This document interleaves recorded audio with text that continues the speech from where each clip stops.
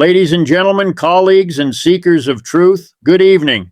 You know, history has an odd way of repeating itself, sometimes as tragedy, sometimes as farce, and often as a warning.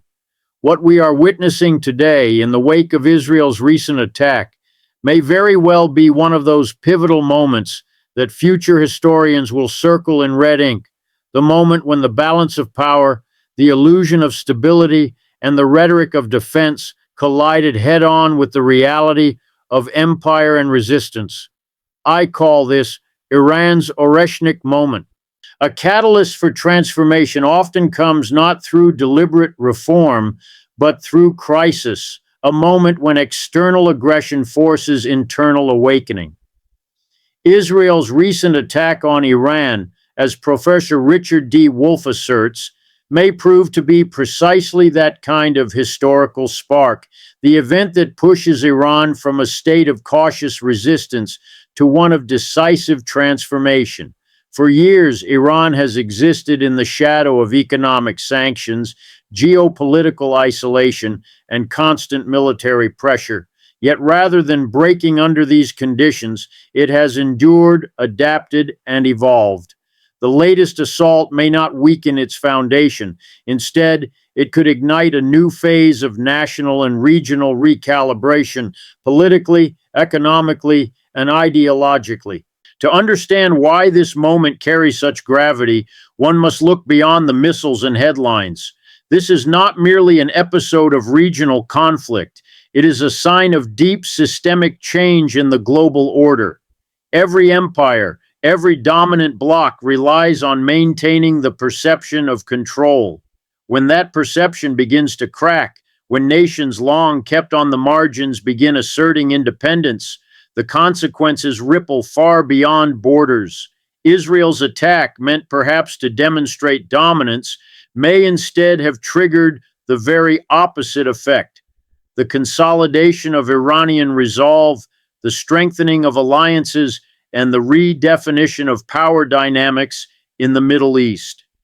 It is a paradox of history that acts of aggression often accelerate the evolution of their intended victims. Iran's so-called Oreshnik moment, as Wolff frames it, represents that exact paradox, the point where pressure transforms into power. The country has spent decades developing parallel structures to the Western economic system: alternative financial channels, local industrial growth, and a reorientation toward Eastern markets. Each sanction, each attempt to isolate it from global trade, has compelled Iran to innovate internally and reach outward toward nations equally skeptical of Western domination.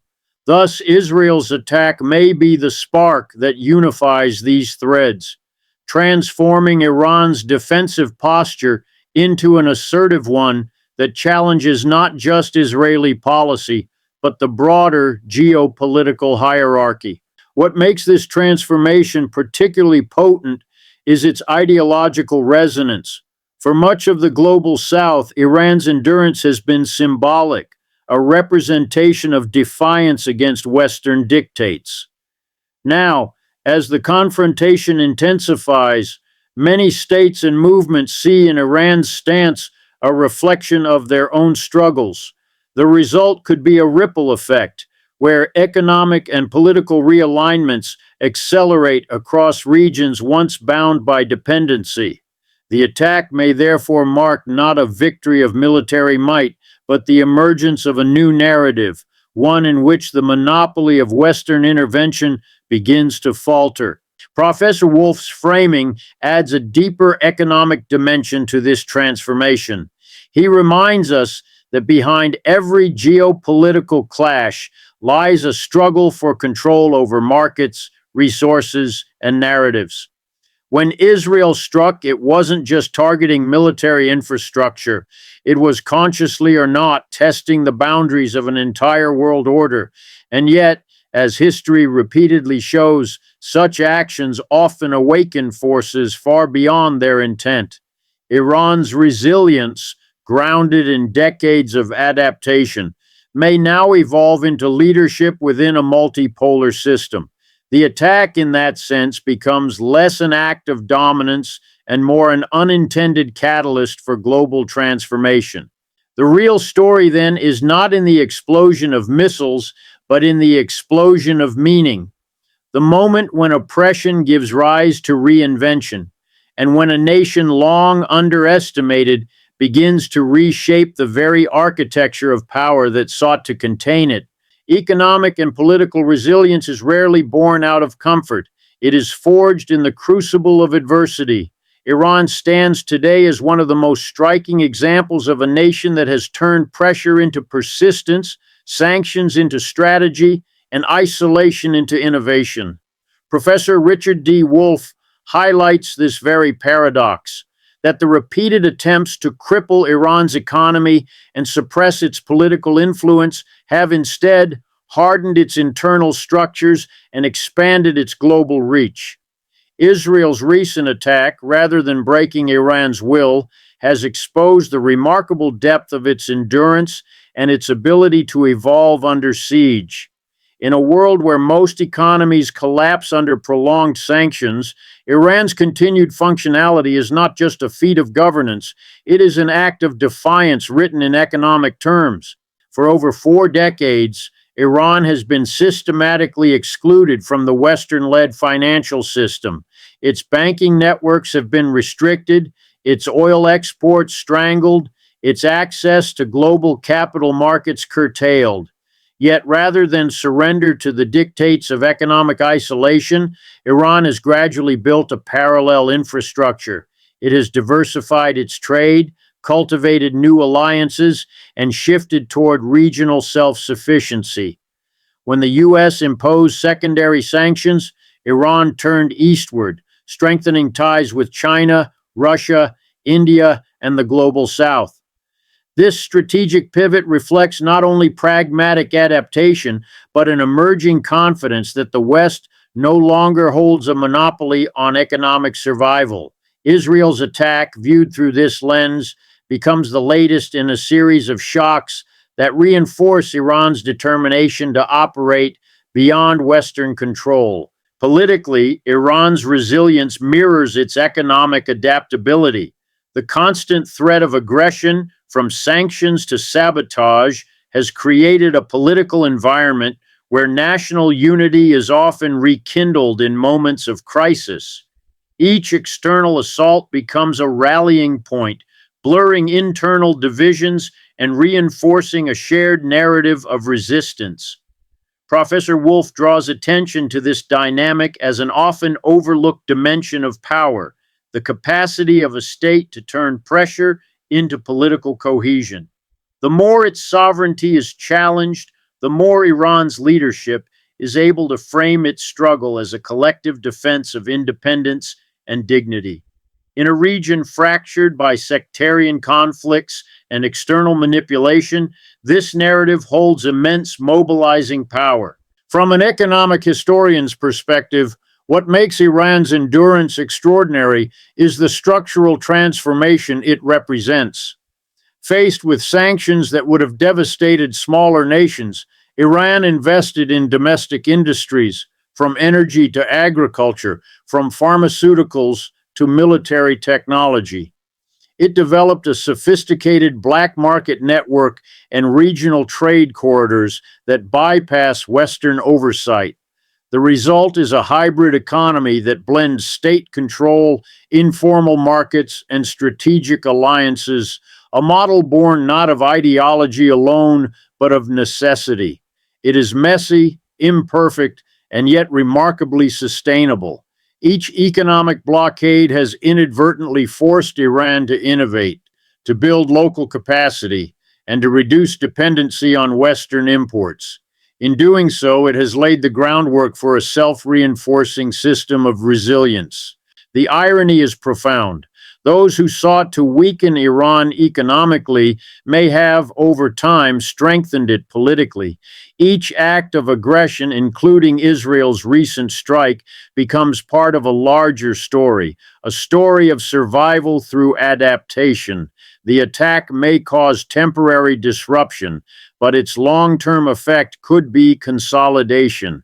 a tightening of Iran's alliances, a deepening of its domestic resolve, and an acceleration of its efforts to detach from the Western dominated order.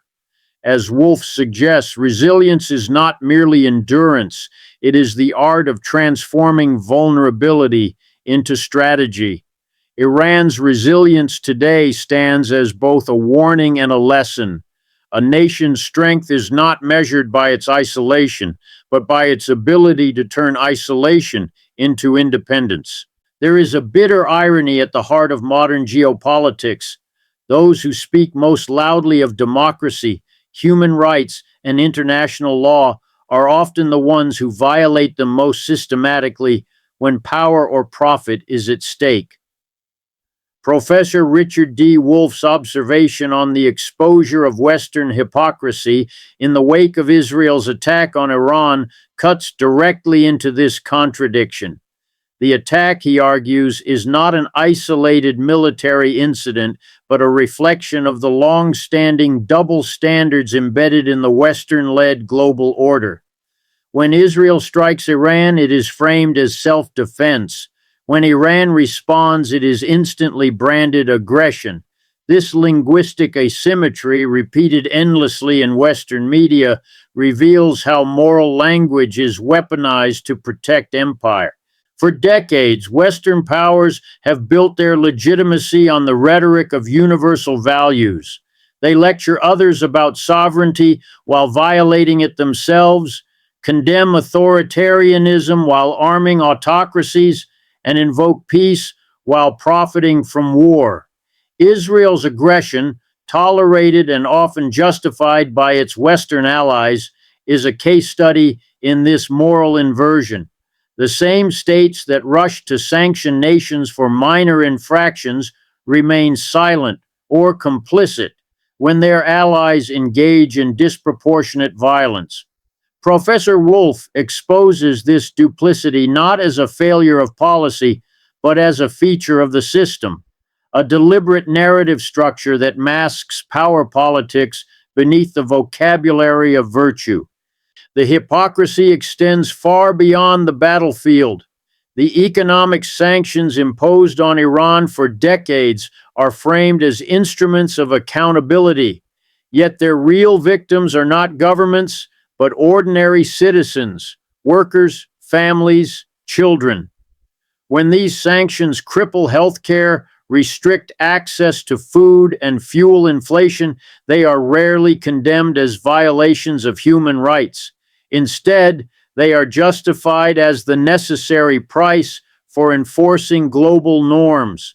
The West, Wolff notes, has mastered the art of moral self-justification. Every act of coercion becomes a defense of freedom. Every assault on sovereignty, a responsibility to protect. It is an ideological sleight of hand that sustains the illusion of righteousness even as it perpetuates domination. Israel's attack and the Western response to it has laid this illusion bare. While Western leaders decry violence when it threatens their interests, they rationalize or ignore it when it serves them. The result is a credibility crisis, not just for the United States or Europe, but for the entire architecture of Western moral authority. The world is watching, and the message is clear. The rules-based order is not based on rules at all, but on privilege. This realization is fueling the global shift Wolff has long described, the gradual erosion of Western hegemony as more nations recognize that the universal values imposed upon them are anything but universal. There is, too, a psychological dimension to this hypocrisy, one that Wolff captures with his characteristic clarity.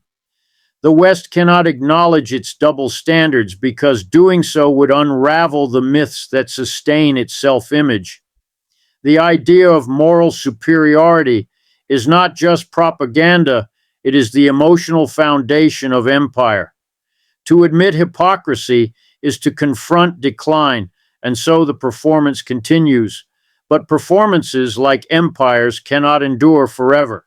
the more visibly the West excuses its allies' aggression while condemning its rivals, the more it reveals the emptiness of its own moral claims. In that exposure lies the true significance of this moment. The attack on Iran is not merely a geopolitical provocation, it is a mirror held up to the Western world, reflecting the gulf between its words and its deeds. The facade of moral leadership, once unassailable, is cracking under the weight of its contradictions. And as Wolff reminds us, when power loses the ability to disguise itself as virtue, its decline has already begun. We are living through the twilight of a unipolar world and the dawn of something far more complex, a multipolar order that challenges decades of Western dominance.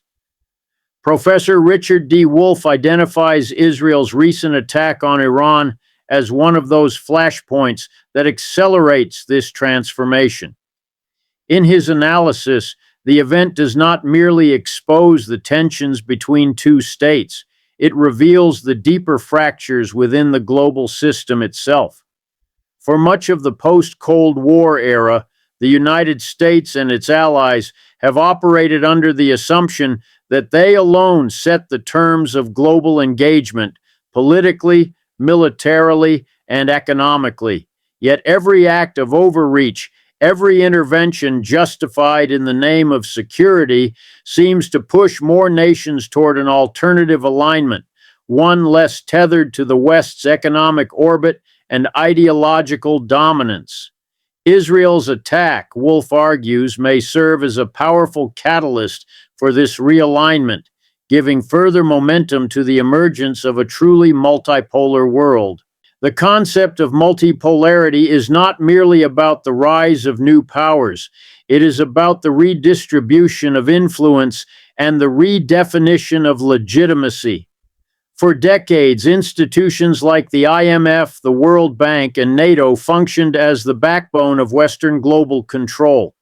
But as these institutions became tools of coercion rather than cooperation, countries like Iran, China, Russia, India, and members of the Global South began constructing their own systems, financial, technological, and diplomatic, outside Western frameworks. The result is the slow but undeniable birth of parallel power structures, the BRICS alliance expanding, the Shanghai Cooperation Organization gaining traction, and new trade mechanisms bypassing the US dollar altogether. Israel's attack on Iran, backed implicitly by Western powers, has only deepened the conviction among these nations that independence from Western systems is not just preferable, it is necessary for survival. The more the West clings to unilateral authority, the more the rest of the world unites in subtle defiance. Professor Wolff points out that Israel's aggression, though localized, has global implications. It underscores to nations in Asia, Africa, and Latin America that Western interventionism remains as aggressive as ever. In response, they seek alternatives in diplomacy, trade, and defense that weaken Western leverage. What once appeared as isolated partnerships are now forming into coherent strategic blocs. This process, slow and often invisible in daily headlines, represents the quiet reshaping of the international order. The age when Washington or Brussels could dictate terms unilaterally is fading, replaced by a balance of competing poles of influence, economic, military, and ideological. At its core, this shift is also about narrative control. For years, the West monopolized not just the means of production, but the means of perception, deciding which conflicts mattered, whose suffering was visible, and what constituted justice. Now, alternative media networks, new trade corridors, and cross-cultural alliances are eroding that monopoly. Iran's defiance, contextualized by Wolff's analysis, becomes symbolic. It is not the act of a rogue nation, but of a participant in a growing global dialogue that refuses to accept Western definitions of legitimacy. Israel's attack, intended to assert dominance, instead reaffirms this resistance and invites broader solidarity among nations tired of being dictated to. The rise of a multipolar world is not without instability. No power transition ever is. But beneath the uncertainty lies a profound transformation, the return of plurality to global politics. The US and its allies may continue to wield immense influence, yet they can no longer act without consequence or consensus. Iran's endurance and the alliances it continues to forge in response to pressure signal that the global center of gravity is shifting. Power is no longer a monologue delivered from the West to the rest. It is becoming a conversation among equals. And as Professor Wolff emphasizes, once that conversation begins, it cannot easily be silenced. In every war, in every act of aggression, and in every geopolitical maneuver, there is one constant truth that rarely makes the headlines. It is always the working class that pays the price. Professor Richard D. Wolff, with his lifelong commitment to economic truth-telling, reminds us that behind the lofty speeches of politicians and the strategic calculations of generals lies a grim reality for ordinary people. Israel's attack on Iran, he argues, should not be viewed solely through the lens of statecraft or ideology, but through the human cost it imposes on workers, families, and communities who bear the weight of conflict without ever consenting to it. While governments trade blows and rhetoric, it is the working class that buries the dead, faces economic collapse, and struggles to survive amid sanctions, inflation, and fear. Wars have always been the business of the powerful, but the burden of those wars has always been the labor of the powerless. Professor Wolff's perspective cuts through the patriotic smokescreen that often disguises this fact. Every missile fired has a price tag paid by taxpayers. Every sanction imposed leads to shortages borne by workers. Every act of escalation drains the resources that could have built hospitals, schools, and housing. The political elite profits from defense contracts and global positioning, while the working class is left to navigate a harsher world. In Israel's attack and Iran's response, Wolff sees not just a regional dispute, but a global pattern, where the struggles of ordinary people are instrumentalized in service of elite agendas. Sanctions, often hailed by Western governments as peaceful alternatives to war, inflict some of the most devastating damage on working class populations. When a nation's economy is suffocated, it is not the ruling class that goes hungry. It is the farmers who cannot sell their produce, the factory workers laid off due to supply chain disruption, the nurses without medicine, the teachers without pay. Professor Wolff emphasizes that these sanctions are not a moral high ground, but a form of economic warfare, one that inflicts silent suffering under the guise of diplomacy. The working class in this scenario becomes both the weapon and the victim, their labor exploited or denied to serve political aims beyond their control. There is another layer to this tragedy, where the way the working classes of opposing nations are pitted against each other by narratives of fear. Israeli workers, Iranian workers, American workers, all are told that their survival depends on the defeat of the other.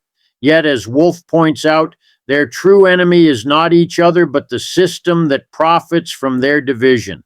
The military-industrial complex thrives on perpetual tension, creating the illusion of national interest while quietly transferring public wealth into private hands. The working class funds the weapons through taxes, fights the wars through service, and then pays again through post-war austerity. It is a cycle as old as capitalism itself, and each new conflict renews it. In the streets of Tehran, Tel Aviv, and countless cities beyond, It is the ordinary people who feel the tremors of decisions made in distant halls of power.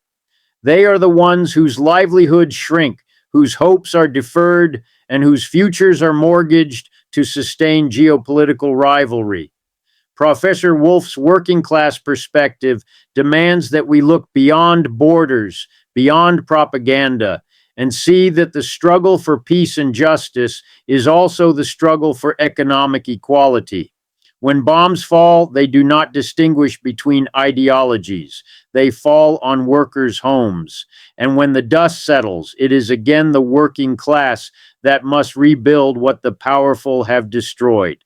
History has a way of whispering warnings to those who claim to rule it, and those warnings are almost always ignored. Professor Richard D. Wolff, with his sharp grasp of economic and historical cycles, reminds us that every empire, at the height of its power, believes it stands beyond the reach of consequence. Israel's attack on Iran, he argues, is not just an act of aggression. It is a symptom of a deeper arrogance shared by all empires on the verge of decline. It reflects a familiar illusion that might can indefinitely secure legitimacy, that dominance guarantees stability, and that fear can replace respect. Yet time and again, history proves that empires fall not when they are weak, but when they are blind, blind to the limits of their reach, the resentment of the oppressed, and the lessons of those who came before. From Rome to Britain, from the Soviet Union to the United States, every empire has told itself the same story, that its rule is necessary, its expansion justified, and its control eternal. Professor Wolff draws a striking parallel between that historical pattern and the modern Western order that sustains Israel's aggression. When an empire begins to act out of desperation rather than confidence, when it must resort to constant displays of force to maintain authority, it signals not strength, but decay. Israel's attack, enabled by decades of uncritical Western support, reveals how far the logic of empire has corroded the very principles it claims to uphold. The belief that military superiority can silence political dissent or economic realignment is an illusion as old as empire itself. Empires fall not simply because their enemies grow stronger, but because their narratives collapse from within. The story that justifies their rule, the story of civilization, freedom, democracy, or divine destiny, loses its power when it no longer matches reality. As Wolff observes, Israel's actions and the Western complicity behind them are eroding the moral authority that once sustained the idea of a rules-based order. When rules apply only to others, when justice is selectively enforced, when entire populations are punished to maintain influence, the mask of legitimacy begins to slip. That moment of exposure is what Wolff calls the warning bell. The sound that echoes just before decline becomes irreversible. Another hallmark of imperial decline, Wolff notes, is economic overreach. The same empires that expand militarily often exhaust themselves financially, feeding massive defense industries while neglecting the social and economic needs of their own citizens. The US and its allies pour billions into endless conflict even as inequality widens and domestic unrest grows. This contradiction mirrors the final years of previous empires, when resources once used to build prosperity are consumed by the machinery of dominance. Israel's attack on Iran, far from demonstrating control, highlights the fragility of this model, one that spends more on destruction than on creation, more on fear than on hope.